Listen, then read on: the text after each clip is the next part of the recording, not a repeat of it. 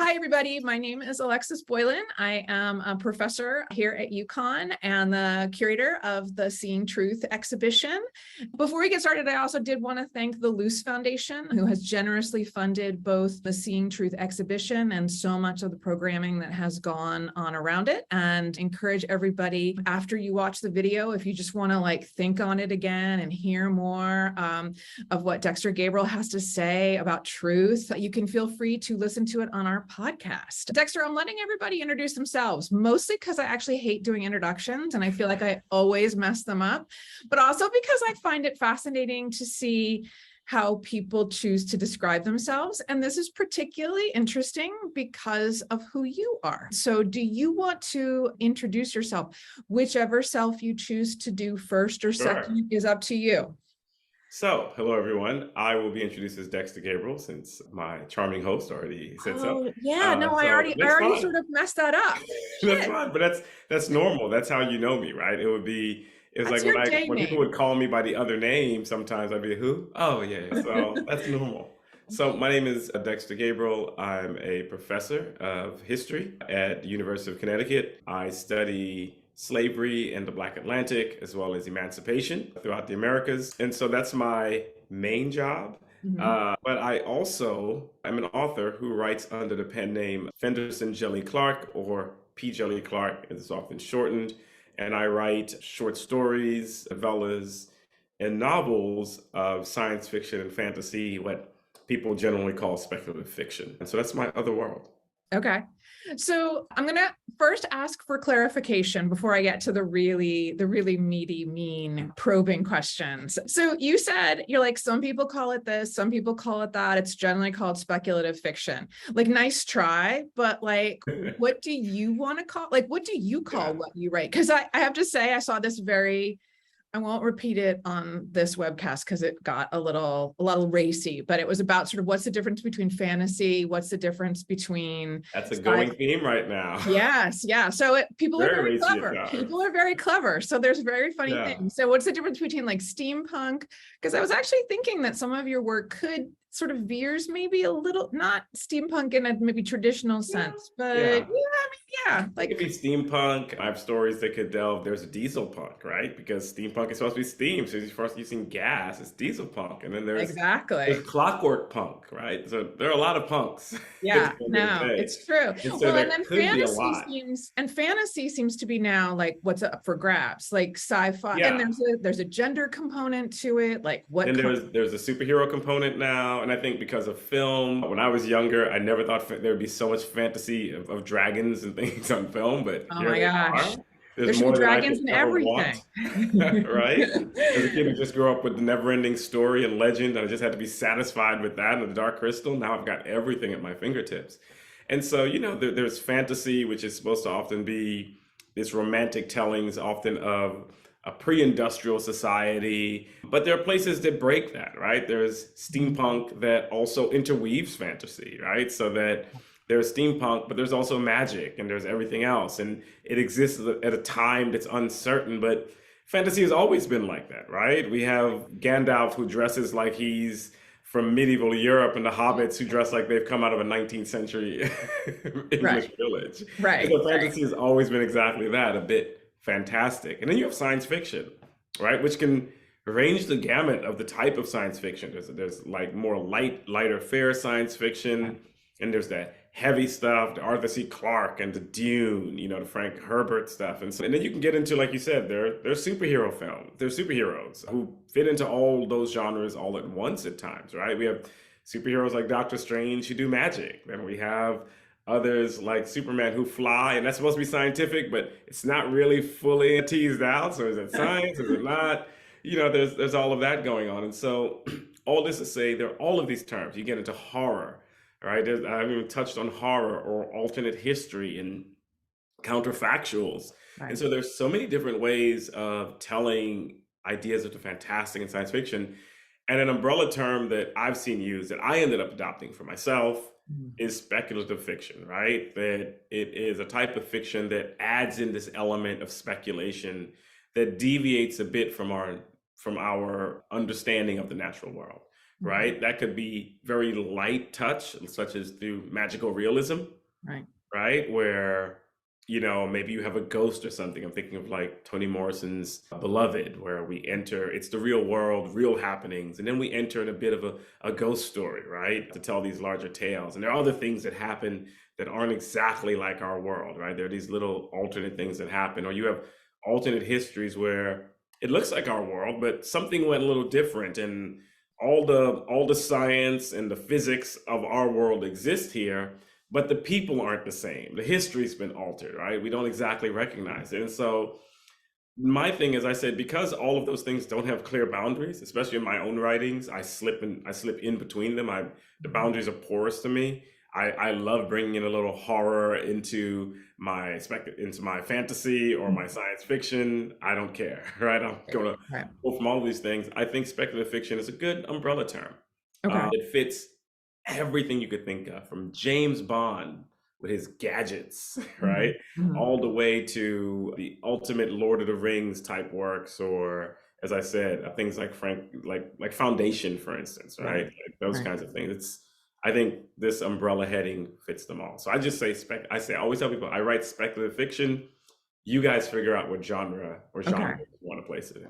I'm just going to say this. I think it's very interesting that you like the term speculative fiction because, and it nicely sort of segues into actually all the rest of the questions I'm going to ask you, which is about this sort of, to speculate suggests that like there are options on the table, but it also sort of suggests like, if we speculate enough, we'll come to an answer. Like the speculation is maybe a process as opposed to a destination.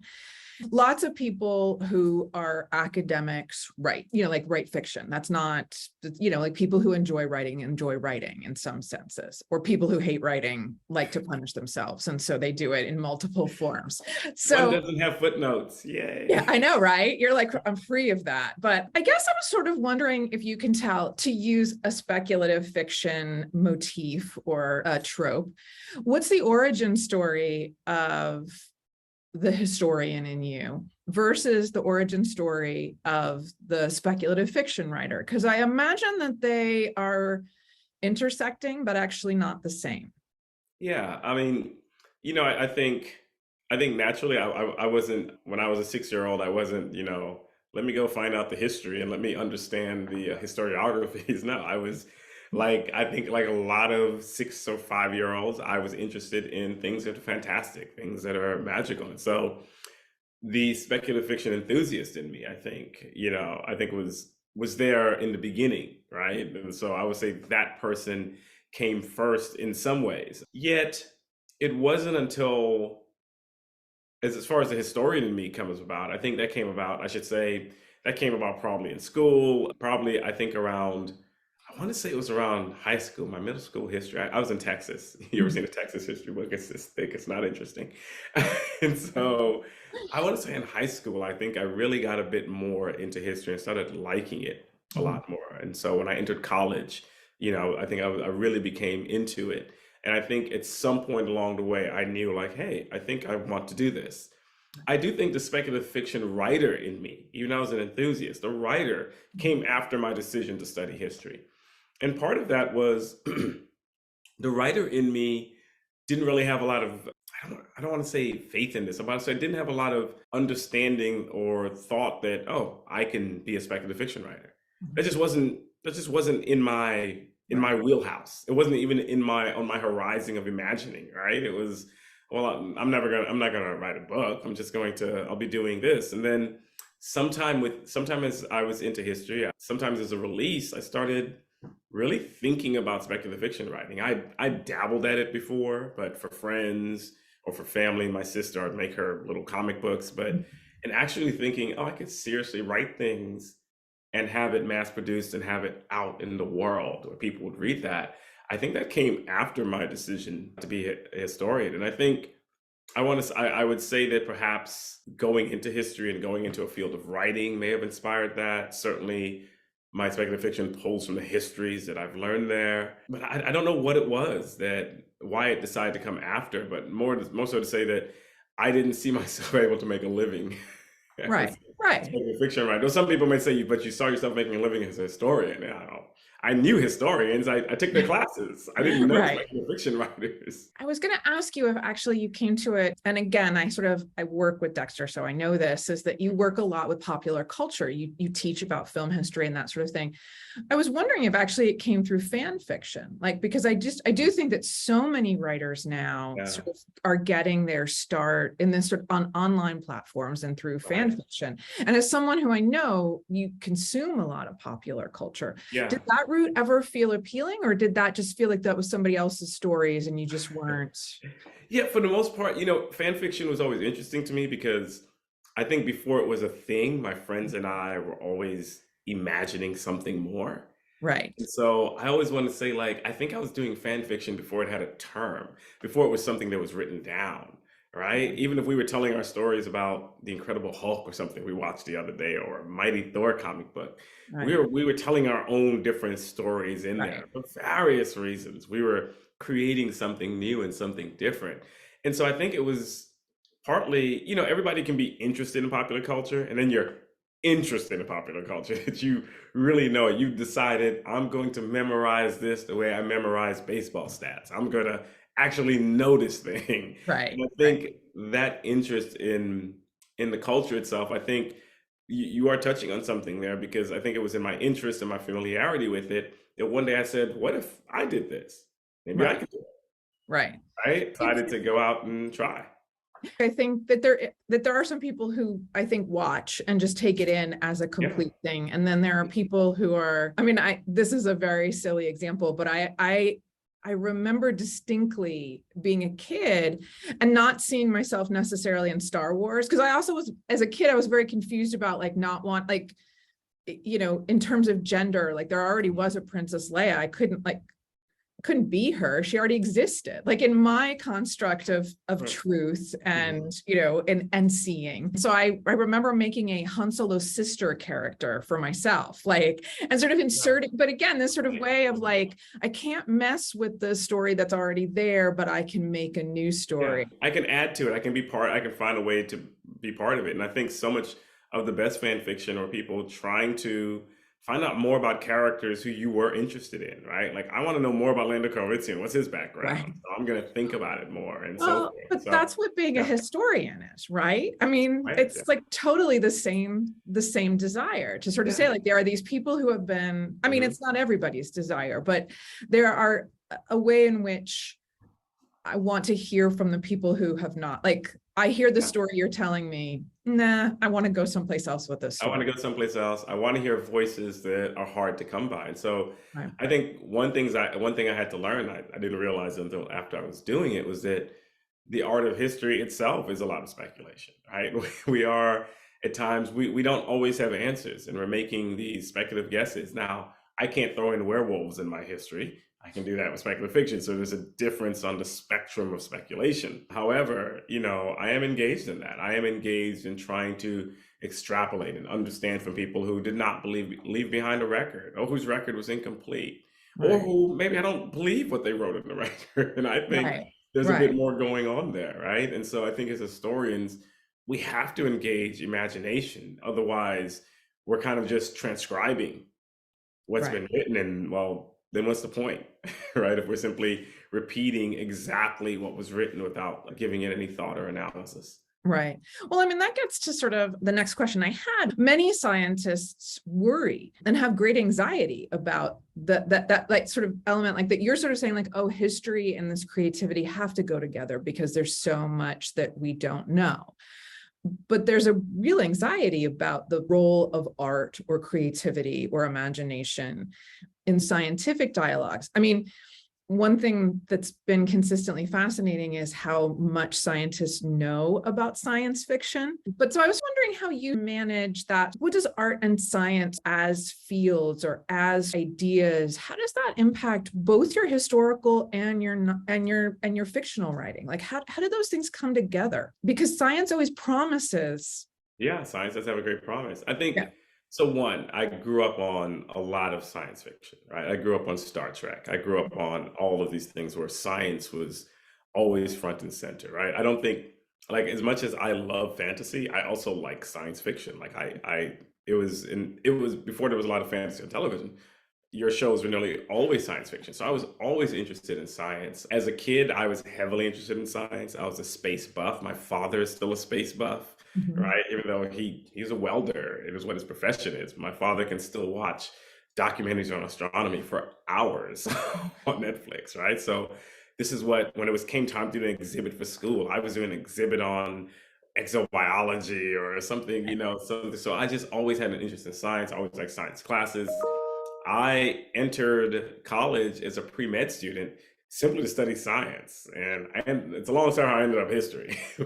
but I took a lot of science classes and I enjoyed them, right? So I always consider myself someone who enjoyed science and always liked science. And there's something about, even though it's different the way we pursue history, we're not using the scientific method, it's a different form of analysis. I've always liked science's search, this notion that if we keep searching and searching, we can find an answer, right? I've always liked that. And I do find it interesting, as you pointed out, a lot of people who are scientists today came about because they love science fiction, right? Because science fiction did say it was this dream of like we could maybe be here, or we could do these great leaps and bounds, these great fantastic things. And I think that that was really inspiring for a lot of people who want to be. I know part of my interest in science was that I could always pair it with the science, the science fiction of space travel and wormholes and all those things. And I found out, oh wait, some of those might be. There is a thing called theoretical physics where that come. Okay, let's merge these two, right? And so I do think there's a way that they kind of orbit each other. This notion how that science and art in many ways, because yeah, I think that I would say also with scientists, I think they have to have that spark of imagination, right, in order to break with orthodoxy, in order to push through, in order to come up with something else. You have to be able to speculate and see it first Right. before you can reach it, right? Even if you don't, even if your hypothesis turns out to be false, you have to at least have the ability to dream it up. Yeah. No, absolutely. So I'm going to push you harder on this question of truth. Okay, So here we go. I know, here we go. These are the questions I got to actually read because they're like, because as usual, they're like actually 7 questions, but what I do to my students, so I'm just going to hit you with it too. You write, and I would say that you inhabit 2 spaces that actually really, though, do try to get at truth in very different ways. So I was sort of wondering then, does a historical truth exist for you? Like what is it when you write your history? So I'm talking to Dexter now. Like what is, and I mean, this is real messy business. Like, we're all good POMO people, like, but then we're also like living in this moment where that's been turned against historians very politically. If there is no history, then I don't have to hear about slavery. Yes, If it's there's all just a no fog of incoherence. Who knows what happened? Exactly. Like using our own words against us is not very nice, and it is happening right now in our Well, country. postmodern now, as far as I Yeah, can see. exactly. But I sort of was interested in you puzzling for us a little bit about this idea of like, what is a historical truth? And do you think such a thing exists? And how do you, so actually, I'll just give you that question first. How do you, in your own writing, you have a book coming out soon, like, how do you, if there must be something that you want us to know as a truth in your book. So Right. how does that exist? And how do you locate it? And how do you The, encourage it in your historical yeah. identity? Yeah. So, I mean, as a historian, we are taught that we are looking for some understanding of the past, some kind of, as you said, truth. Even though nobody wants to use that word, but we're looking No. for some kind of truth. And let's just use it now. I won't get in trouble with the historian guild apprentices meet. They'll run me out. But we're looking for some form of truth, and we're often looking for perspectives, right? We're looking at, the great analogy of somebody walks in the room and 10 different people will have 10 different stories about how that person walks in the room. As historians, we're often looking at all those stories and we're trying to sift through them and get at something at the same time. And so we understand that truth is in some ways malleable, right? But at the same time, we know when Napoleon did something and when he didn't, right? At the most basic things, we know some of these basics. We know World War II happened after World War I, right? There are certain truths that we take down because they simply align with the very laws of physics and time, right? And place and what have you. And then when we get into complexities, because then we get into this notion, is history objective or is it biased, right? And as I always tell my students, there are certain parts of history might be objective, like World War II happens after World War I. Like I said, those certain things. Certain person won a war, certain person did. This person existed, and so forth. I said, but we all bring our biases to our study of history, right? My decision, as you said, to study what I study is itself a bias. The fact that I decide to focus on one thing and not the other is a bias. And I said, I was trying to teach my students, I think because bias has a negative connotation that's justly deserved and in times the way it's used. But I said, bias is also our way at times of asserting what we might think is a moral truth. Right? I don't think we should not be getting into discursive debates on whether the Holocaust happened. Right? This is not up for a discussion, or, I perhaps want to hear the voices of SS guards or what have you, of concentration camps guards, to get their perspective as well. We're not arriving at a moral truth that way. We're now saying that what we're doing is we're taking out the context of power, which is really important. We're taking out the context of humanity. We're taking out all of these different contexts that have to be understood if you're going to understand that moment, right? And so it's not simply various actors telling you different stories. There are power dynamics, there are people's lives, and all of these things that are going on. And so I try to tell my students, bias can be positive. We can positively say, no, that was wrong, right? Slavery was wrong. The Holocaust was wrong. It's wrong. And we can move forward there. We don't have to have these debates on whether they were right or not, and whether or not these are just two people having a discussion on both sides, right? That, I think, strips away the history from what it actually is. And it actually makes it superficial. Can I ask you, you have, as I said, you have a book coming out. What's the moral truth of your new book? What's the moral truth you were going after in your new book? My book looks at how British emancipation in the Caribbean, in the English Caribbean, influenced American abolitionists. And one of my moral truths there is that there were two things going on. On the one hand, this was a positive movement for American abolitionists who were looking for a struggle, who were looking for a triumph that they could base their own push for freedom in the United States on.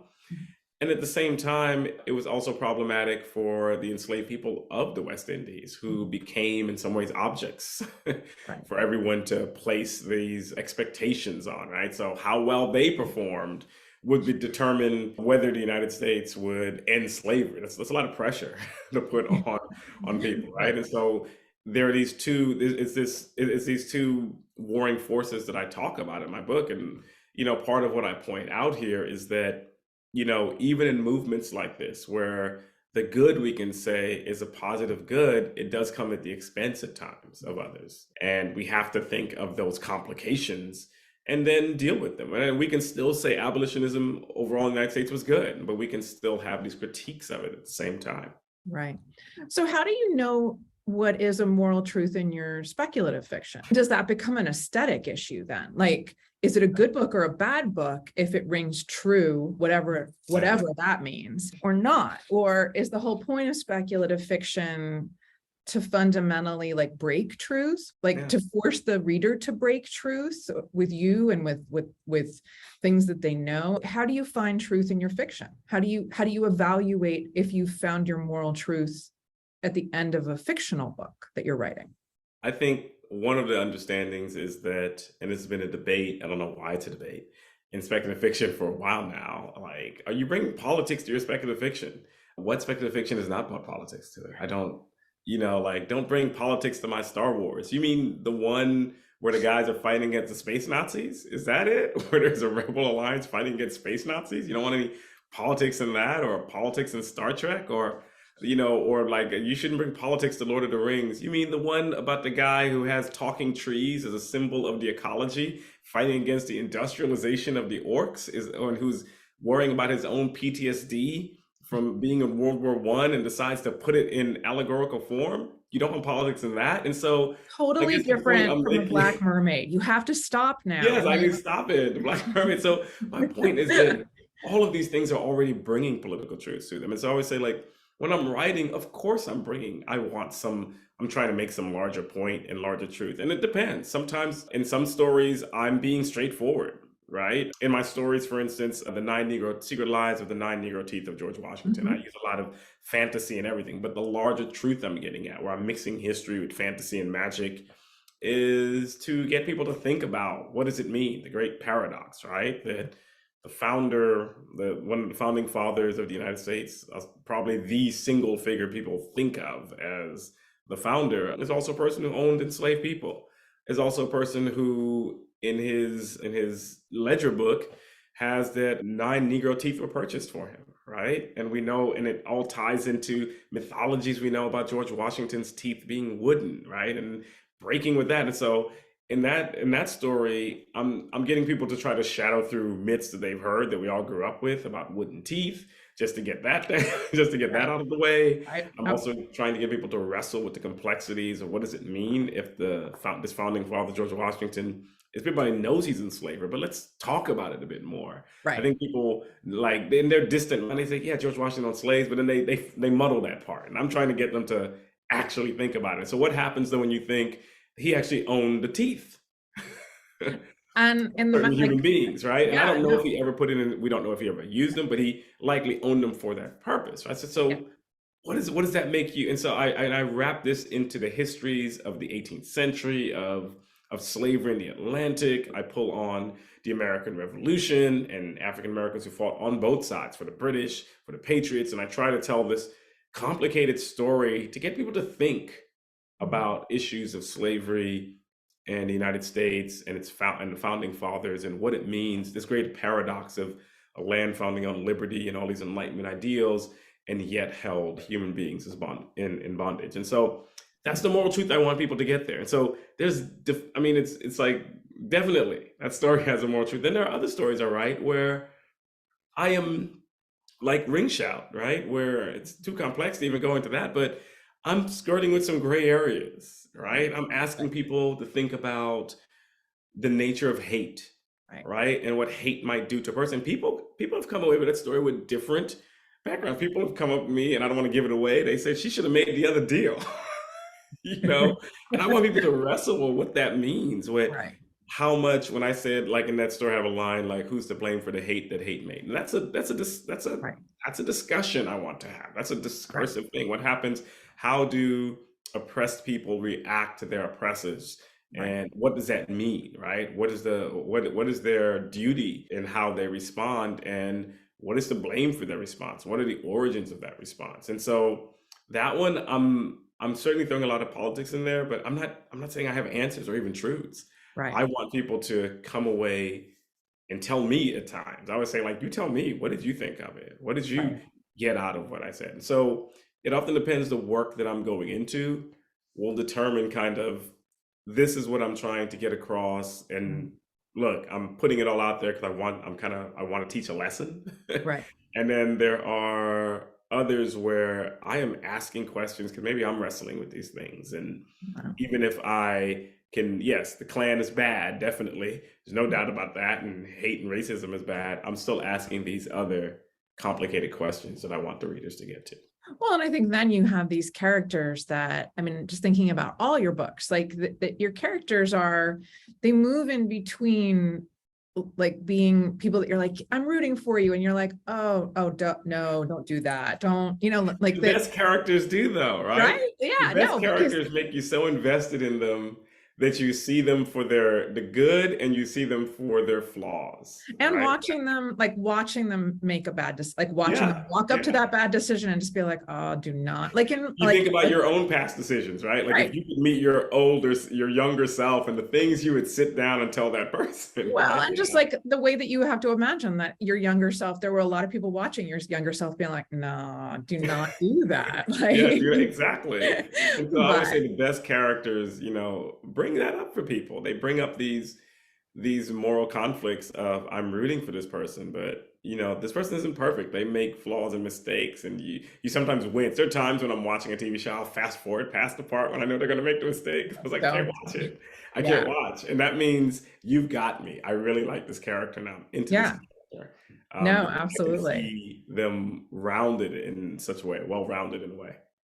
Well, I think it's interesting too, because I think that it is an interesting way to push your what you had mentioned earlier was your first problem with history, which is that most of the actual real points of sort of choice we don't have answers to, or we actually have been blocked from hearing the voices that would have answers or different responses to them.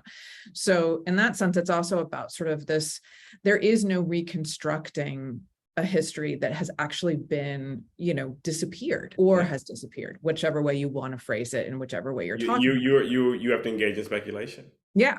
And so but then speculation, it has to have like a grip to it. I mean, I think, with that short story, I think that for me, I remember reading that story and just feeling your teeth, like feeling just sort of this, like, it reminds you of Because it's so personal to you, right? I think everybody can identify. Yeah. But even though, like, I would try to explain to people the larger history, I'd say, like, look, during the time, people actually sold their teeth all the time, right? And I remember I tried to explain, so I said, and people sold their teeth, and this was a normal process, right? So I don't want people to think that, because I would read articles about this, and it was somebody said, like, and I read this story, and George Washington was going around yanking the teeth. I said, I never said that. I never said that at all. But yeah. when I saw, but then when I saw what people were thinking, I stepped back and I said, okay, I have my truth as a historical truth, and what I know, that people sold their teeth and everything, right? But when I would tell that to people, people say, that's still not good. Why did they have to sell their teeth? And I'd say, okay, people are bringing their own understandings, right? And they're like pressing me and saying, I know you're telling me that this was normal, but why are you saying that normal is fine? Right. Right. Well, and how do you make people actually like understand? I mean, I think that it's so easy for us to divorce ourselves from our own physicality, our own body. I mean, like everything I think about power is always encouraging us to sort of, distort our own relationship to our physicality. And, I mean, I think that everything about the way, that sort of the eyeglasses of death thing, like that we have to look beyond ourselves if we're going to make it through a day without just sort of succumbing to a sort of existential angst. But I think that one of the things your stories always do really well is, and sometimes through horror, I mean, sometimes like that, you do move in that way between like the sort of the horrific and the corporeal and the sort of more sort of spiritual. But all right, I'm going to totally take us in another direction now, which is, and we're asking everybody to do this, which is to sort of look at the instigator items that we have for the Seeing Truth exhibition. And did anything,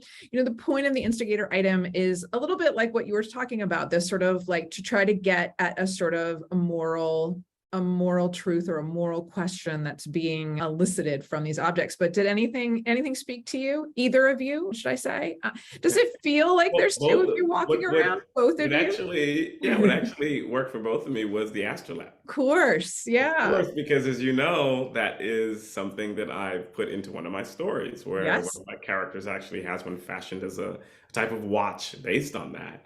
And I've just always been fascinated by them. They're just always these gorgeous little looking devices, no matter where you see them. Like that one is from Persia, and I've always been fascinated by them. And everyone knows them as this thing that's used mostly. It was used by mariners at the time to understand the stars. So it has everything I want in there. It has people traveling. It has people using space, right, navigating by the stars and everything. It has, so that's absolutely fascinating to me.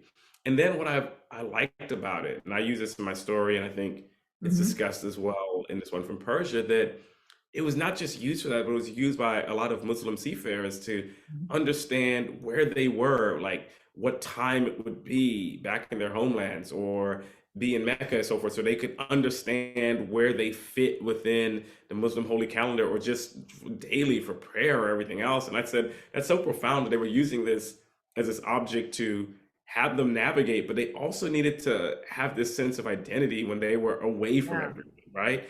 To bring them back to place, to hold them, right? Yeah, this grounding. And I said, like, they were like, without this, I don't know. And I thought about, you're out and the days, you're just out in the sea. Like time is lost, and they needed to Mhm. know that so they could understand, how to continue to function and to carry on their rituals and to carry on their cultures as they would, no matter where they went, right? Yeah. And I thought about how this speaks so much to, I think, human beings, period. I mean, you could use that on so many levels, that we're always looking to ground ourselves. We're always looking to find a way to keep ourselves grounded no matter where we may go. Or we think about, science fiction and going into space and so forth. We're always thinking about bringing here out there, and Right. how we'll Right. recreate certain things and how we hold on to, quote unquote, our humanity. It's like the huge thing in sci-fi, right? How Right. do we hold on to our humanity? And I saw it as having all these multiple layers.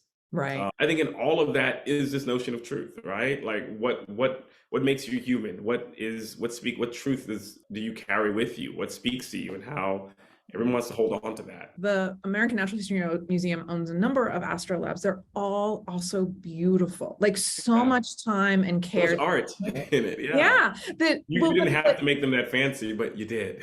there's no Yeah. reason for it to be. I mean, it's fussy. It's this Yeah. beautiful, fussy, complicated thing. It has all this writing, like Yeah. it's just gorgeous. But I think like there's no reason for it to look like that, except of course, if it's trying to do exactly what you're telling it, which is to wrap Right. people back into a hand that made this. And I mean, I do love this idea of like trying to remember.